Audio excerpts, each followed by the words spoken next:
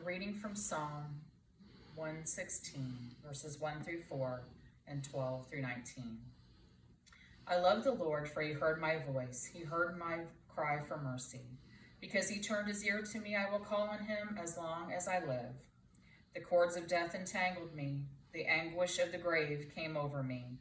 I was overcome by distress and sorrow. Then I called on the name of the Lord. Lord, save me. What shall I return to the Lord for all his goodness to me? I will lift up the cup of salvation and call on the name of the Lord. I will fulfill my vows to the Lord in the presence of all his people. Precious in the sight of the Lord is the death of his faithful servants. Truly I am your servant, Lord. I serve you just as my mother did. You have freed me from my chains. I will sacrifice a thank offering to you and call on the name of the Lord. I will fulfill my vows to the Lord in the presence of all his people. In the courts of the house of the Lord, in your midst, Jerusalem. Praise the Lord. And a reading from John chapter 13, verses 1 through 17 and 31 through 35. It was just before the Passover festival. Jesus knew that the hour had come for him to leave this world and go to the Father. Having loved his own who were in the world, he loved them to the end.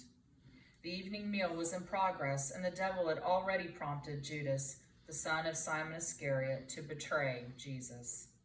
Jesus knew that the Father had put all things under his power, and that he had come from God and was returning to God. So he got up from the meal, took off his outer clothing, and wrapped a towel around his waist. After that, he poured water into a basin and began to wash his disciples' feet, drying them with the towel that was wrapped around him. He came to Simon Peter, who said to him, Lord, are you going to wash my feet? Jesus replied, You do not realize now what I am doing, but later you will understand. No, said Peter, you shall never wash my feet. Jesus answered, Unless I wash you, you have no part with me. Then, Lord, Simon Peter replied, Not just my feet, but my hands and my head as well.